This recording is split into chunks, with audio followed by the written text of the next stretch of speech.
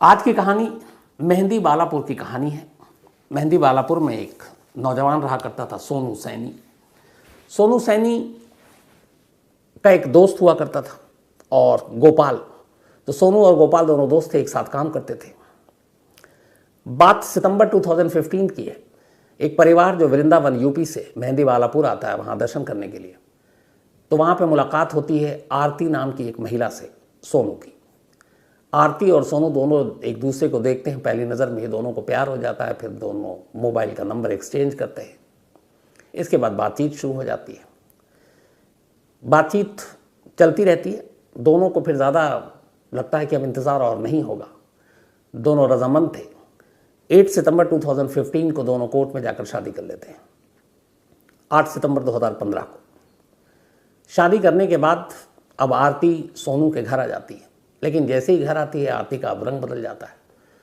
वो कहती है कि मुझे तुम्हारे प्रॉपर्टी में से सारे पैसे चाहिए, हिस्सा चाहिए, बराबरी चाहिए और कैश चाहिए, जेवर चाहिए। अब उसे लगता है ये क्या है, मतलब शादी की है, बीवी लेकर आए, ये जायदाद मांग रही है, कैश मांग रही है।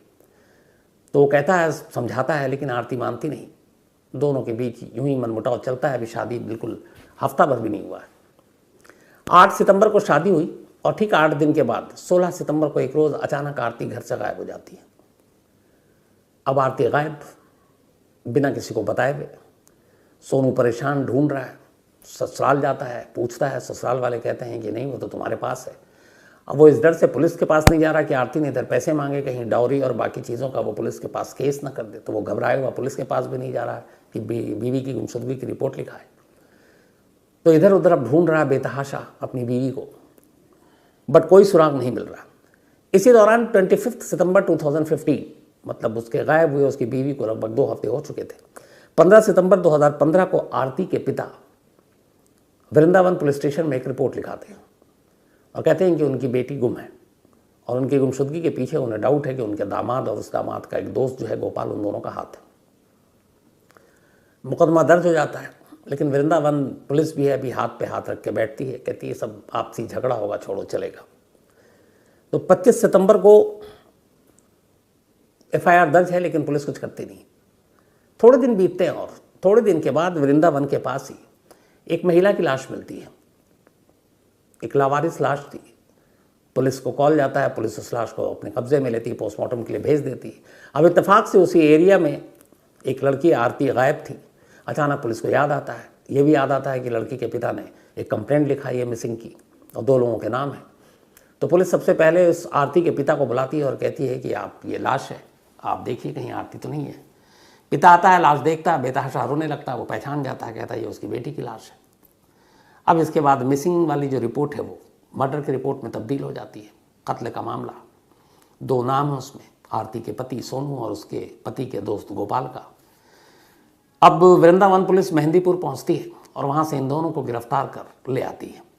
लाने के बाद अब इनसे पूछा जाता है। दोनों कहते हैं कि हम तो खुद ढूंढ रहे हैं, हम खुद परेशान हैं। लेकिन पुलिस कहती है कि नहीं, तुमने कत्ल किया और लाश मिल चुकी है।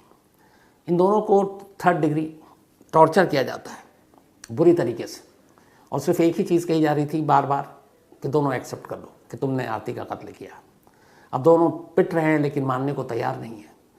पुलिस बहुत टॉर्चर करती है, उल्टा लटका कर मारती है, पैरों पे डंडे बरसाती है, एक के 2 नाखून खींच लेती है, पर दोनों तैयार नहीं थे। इसी बीच फिर पुलिस कहती है कि देखो, तुमने अगर इसको नहीं माना तो फिर हम तुम्हें बाहर ले जाएंगे और तुम्हारा इनकाउंटर कर देंगे।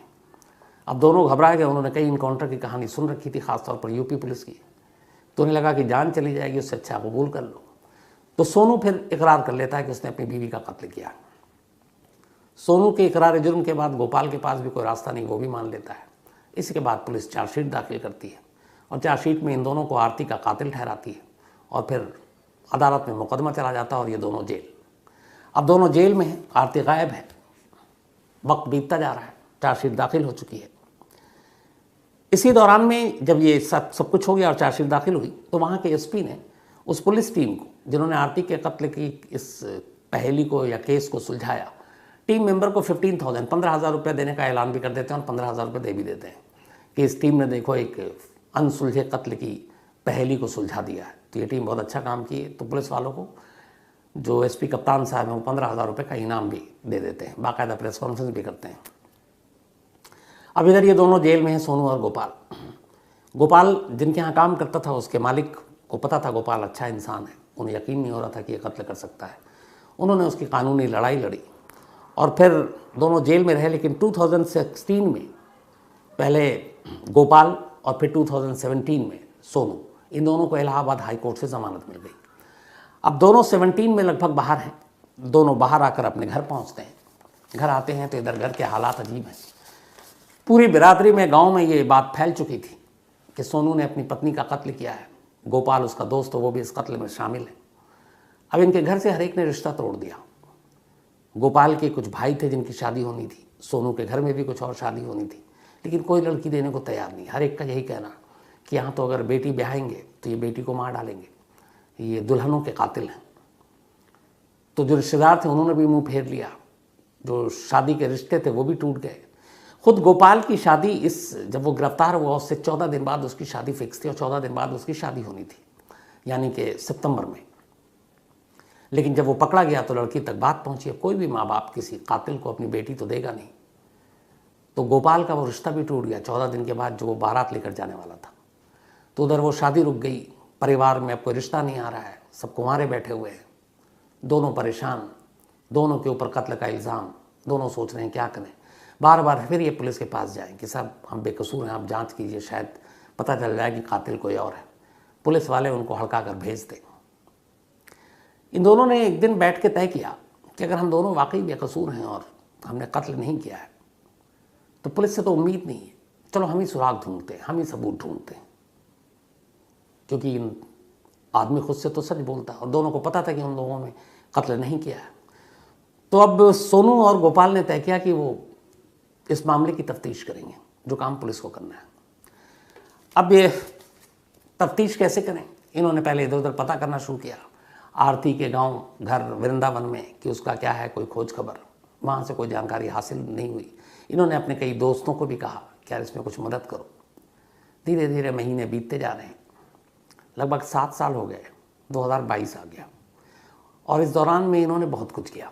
भेस बदल कर यहाँ गए, आरती के जितने रिश्तेदार हैं उनके दूर दूर अलग अलग गाँव में गए कि शायद कोई क्लू मिल जाए।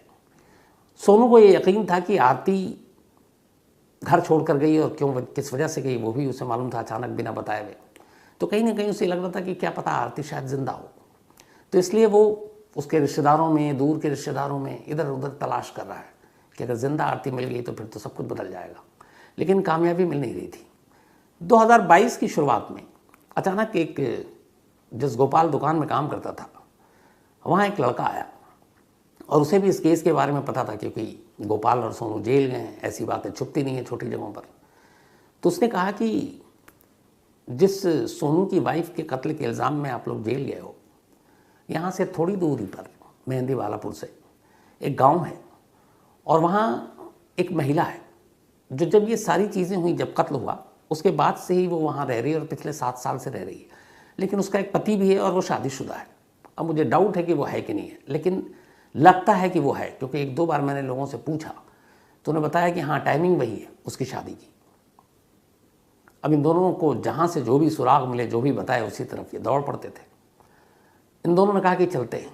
अब ये दोनों उस गांव में पहुंचे जिस गांव के बारे में उस लड़के ने बताया।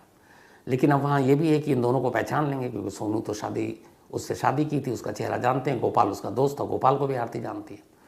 दोनों ने भेस बदला, गमछा वमछा मुँह पर रखा, गाँव गाँव घूमे गए,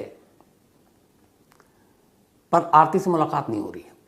इस दौरान में फिर उन्होंने, अब गांव में जा रहे हैं तो गांव में बाहरी आदमी ज़्यादा देर तक रहता है तो लोगों को डाउट होता है। तो इन्होंने कहा कि हम ऊँट के व्यापारी हैं, ऊँट खरीदते बेचते हैं, तो गांव में अगर कोई हो, हम राजस्थान से आए हैं, तो ऊँट के व्यापारी बनकर ये वहाँ इधर उधर भटक रहे हैं, लोगों से मिल रहे हैं, पूछताछ कर रहे हैं, कोई सुराग नहीं। फिर इन्हें लगा ये क्या है, कुछ फ़ायदा हो नहीं रहा, अब कैसे कब तक रहें। फिर उन्होंने भेस बदला और ये वहीं उस इलाके में जिस मोहल्ले के बारे में शक था कि यहाँ आरती रहती है, ये वहाँ सब्ज़ी बेचने वाले के एक कैरेक्टर में आ गए और दोनों सब्जियों की रेहड़ी लगाने लगे, ठेला लगाने लगे और घर घर आवाज़ देकर सब्जियां बेचने लगे, क्योंकि ज़्यादातर औरतें ही सब्जियां खरीदती हैं। तो कोई बाहर से निकले, क्या पता अगर आरती है और ज़िंदा है तो वही ख़रीद ले। अब इन्होंने ये काम किया कई दिन तक, ये वाला काम कर गया। एक रोज़ सब्जी बेचते बेचते अचानक जिस घर के बारे में इन्हें मालूम था कि शायद ये आरती का घर है, उस घर से एक महिला निकली सब्जी लेने। जैसे ही वो ठेले के करीब आई, सोनू पहचान गया, ये उसकी बीवी थी आरती। वो बीवी जिसका कत्ल हो चुका 7 साल पहले, जिसके कत्ल के इल्ज़ाम में वो जेल में रहा करीब 1.5 साल, और अभी ज़मानत पर ज़मानती ज़िंदगी जी रहा है बाहर में, मुकदमा चल रहा ऑलरेडी। अब उसने टटोल लिया और उसने यकीन हो गया कि ये तो आरती है। लेकिन सवाल ये था कि खाली शक्ल देखने से उसके ऊपर लगे इल्ज़ाम तो धुलेंगे नहीं। उसने बहुत प्लान किया कि फिर क्या किया जाए। उसने कहा पुख्ता सबूत चाहिए। खैर जब आरती मिल गई तो वो वापस आया मेहंदीपुर बालम, और वहाँ की चूँकि पुलिस ने ही उसको हवाले किया था वृंदावन पुलिस के। जब ये कत्ल का इल्ज़ाम लगा तो उस भाग कर वापस आता पुलिस स्टेशन में और कहता साहब, जिस आरती यानी मेरी पत्नी के कत्ल के इल्ज़ाम में मुझे और मेरे दोस्त को गिरफ्तार किया गया, वो जिंदा है और फलाने गांव में रह रही है। पुलिस के पास अब भी वक्त नहीं था।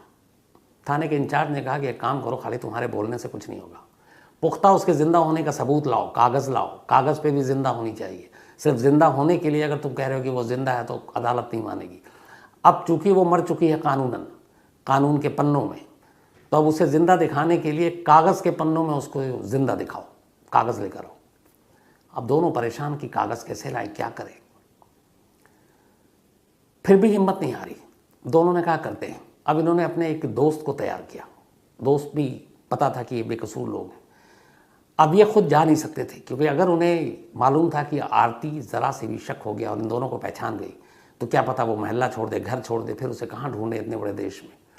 तो उसको ये भी था कि आरती को भनक नहीं लगनी चाहिए, लेकिन उसके ज़िंदा होने का सबूत भी चाहिए। तो इन्होंने फिर तैयारी की और प्लानिंग की। इन्होंने अपने दोस्त को तैयार किया कि तुम ई मित्र बनो। अलग अलग, आपको पता है अपने देश में बहुत सारी स्कीम चलती है। एक स्वच्छ भारत, और उसके लिए शौचालय की, कि जहाँ जहाँ घरों में जो खुले में शौच ना करें, तो अगर आपके घर में शौच नहीं है तो शौच बनवाएं, ये सारी स्कीम है। तो उन्होंने अपने एक दोस्त को तैयार किया, उसको सरकारी कर्मचारी बनाया और कहा कि गांव में सर्वे करने के लिए आया, जिन जिन घरों में शौचालय नहीं है वहाँ सरकार के जो स्कीम के तहत 2 लाख रुपए टॉयलेट बनाने के लिए दिए जाएंगे। कुछ घरों में गया, उसके बाद अब नज़र तो थी आरती के घर पर। अब आरती के घर में गया, उसने बताया कि हम सरकार की तरफ से ये योजना है, और अगर आपके घर में है टॉयलेट बनाना है तो सरकार आपको 2 लाख रुपए देगी। घर के लोग लालच में आ गए कि 2 लाख रुपए आ रहे हैं, चलो क्या बुरा है। काम बन गया। लेकिन अब आगे की बारी थी। उसने कहा कि इस 2 लाख रुपए आपके अकाउंट में ट्रांसफ़र करने के लिए, टॉयलेट बनाने के लिए ज़रूरी है कि पहले घर के लोगों के कागजात चाहिए, आईडी प्रूफ चाहिए, और उन कागजात के आधार पर ही आपका ये सैंक्शन होगा। घर के जो मेल थे उन्होंने दे दिया। उसने कहा नहीं, महिलाओं के भी चाहिए जो बालिग हैं। अब महिलाओं के दिए गए, उस महिलाओं के जो दिए गए उनमें एक आरती का भी आईडी प्रूफ था। इन्होंने उसके सारे आईडी प्रूफ लिए और ये वापस आए। अब सारी चीज़ें सोनू और गोपाल को दे दी, उन्हें यही चाहिए था। आरती जिंदा तो थी, लेकिन कागज़ पे जिंदा होने का एक दस्तावेज़ चाहिए था, और वो कागज़ पे जिंदा थी। इसका दस्तावेज़ अब उस टॉयलेट के नाम पर इनके हाथ लग चुका था। कागज़ लेकर फिर वापस जाते हैं मेहंदीपुर बालम स्टेशन और कहते हैं कि साहब आपने कहा था, ये देखिए, जिसके कत्ल का इल्ज़ाम हम दोनों के सर पर है वो न सिर्फ ज़िंदा है बल्कि कागज़ में भी ज़िंदा, और ये रहा उसके कागजात। अब जब पुलिस देखती है तो पहली बार पुलिस भी, उनको लगता है कि भैया कुछ करो, वरना कल को ये बात मीडिया में आएगी या कुछ और होगा तो फिर छीछा लेदर होगी, बेइज्जती होगी। और यहाँ सबूत भी है।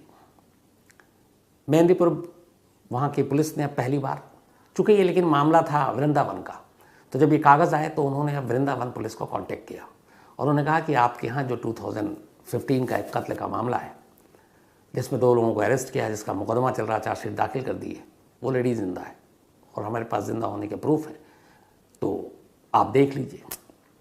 अब यहाँ वृंदावन पुलिस के कान खड़े हुए। मेहंदीपुर से वहाँ से उनको डॉक्यूमेंट्स मिल गए सारे जिंदा होने के। अब ये दोनों वृंदावन पहुँचे, सोनू और गोपाल। वहाँ जाकर कप्तान से मुलाकात की, एसएसपी से, और कहा कि साहब हम बेकसूर हैं और ये देखिए वो ज़िंदा है। अब यहाँ पे भी पुलिस को लगा कि अगर वो ये कार्रवाई नहीं करेंगे तो फिर कल को ये भेद खुल गया तो उन्हीं की भत पिटेगी। तो अब काम करना था। उनके बताए हुए जगह पर पुलिस की एक टीम को भेजा गया। उस घर से आरती मिली, आरती को लेकर लाया गया वापस। अब आरती से पूछा गया। पहले तो आरती ने मना किया कि मैं वो नहीं, लेकिन फिर उसके डॉक्यूमेंट्स दिखाए गए। फिर उसकी माँ को बुलाया गया, माँ और उसका भाई पहचान गया। अब आरती के पास कोई चारा नहीं था। अब बाप को बुलाया गया, बाप ने मना कर दिया, उसने कहा ये मेरी बेटी नहीं है, ये आरती नहीं है। अब माँ और भाई मान रहे हैं, बाप नहीं मान रहा। पुलिस को भी समझ में नहीं आ रहा ये मामला क्या है। खैर तो पुलिस ने फिर एक पैतरा आजमाया। पुलिस ने बाप से कहा कि ठीक है, अगर आपको लगता है आपकी बेटी नहीं है, आपका सैंपल लेता हूँ, इसका DNA कराता हूँ, पता चल जाएगा कि आपकी बेटी है कि नहीं। बाप ने सैंपल देने से मना कर दिया और फिर मान गया कि उसकी बेटी है। पुलिस ने कहा ठीक है, आगे की पूछताछ के लिए आपको दोबारा बुलाएंगे। घर भेज दिया। अब इधर जब घर भेजा, दोबारा पूछताछ के लिए बुलाया, माँ और भाई तो आ गए, बाप गायब, भाग गया। अब पुलिस ढूंढ रही है बाप को। इधर आरती ने बयान दिया। उसने पूछा गया उससे कि तुमने ये सब क्यों किया। तो उसने कहा कि जब मैंने शादी की उसके बाद मुझे सोनू पसंद नहीं आया, मेरा पति, मैं उसके साथ पूरी ज़िंदगी बिता नहीं सकती थी और इसीलिए मैंने 8वें दिन उसका घर छोड़ दिया। मुझे एक और शख्स पसंद आ गया, मैंने उससे शादी कर ली। अब मेरी शादीशुदा ज़िंदगी बहुत कामयाब है। तो पुलिस ने कहा कि वो जो वृंदावन के करीब एक महिला की लाश मिली थी तुम्हारे गायब होने के करीब महीने भर के अंदर, वो लाश किसकी थी, तुम्हारा उस लाश से क्या लेने देना। उसने कहा मुझे उसके बारे में कोई जानकारी नहीं कि वो लाश किसकी थी, उसका क्या कनेक्शन है मेरी गुमशुदगी से। अच्छा, उस वक्त अब चूंकि आरती मर चुकी है तो वो तो खुद तो शिनाख्त करने आएगी नहीं और गायब भी है। आरती के पिता ने लाश की शिनाख्त की थी कि आरती ही है, तो अब वही सच बता सकते थे कि वो लाश किसकी है और क्यों उन्होंने सोनू और उसका नाम लिया, क्योंकि आरती ने तो कोई कंप्लेंट लिखाई भी नहीं थी कभी, वो तो गायब हो गई थी सीधे। और वो कह रही है, अब अपना बयान दे रही कि मैं 7 साल से मैं किसी और के साथ शादी करके रह रही हूँ, मैं खुश हूँ और मेरा सोनू से या फिर उस लाश से या फिर मेरे घर वालों से कोई कनेक्शन नहीं, कोई मतलब नहीं है। तो अब उस लाश जो मिली और जिसको आरती की लाश बताई गई और आरती का वो बाप जिसने उस लाश को कहा कि वो आरती की लाश है, ऐसा क्यों कहा, इसका जवाब सिर्फ और सिर्फ आरती के पिता के पास है। लेकिन आरती के पिता गायब। अब पुलिस उन्हें ढूंढ रही है, जब वो मिलेंगे तो आगे की कहानी का खुलासा होगा। लेकिन इस पूरी कहानी में जो चीज़ साफ हुई वो ये है जो मैंने आपको शुरू में बोला कि अगर किसी के ऊपर इल्ज़ाम लगता है तो फिर साबित भी करना उसकी जिम्मेदारी होती है और फिर क्या क्या करना पड़ता है। इन दोनों ने फिर अपनी कहानी सुनाई है।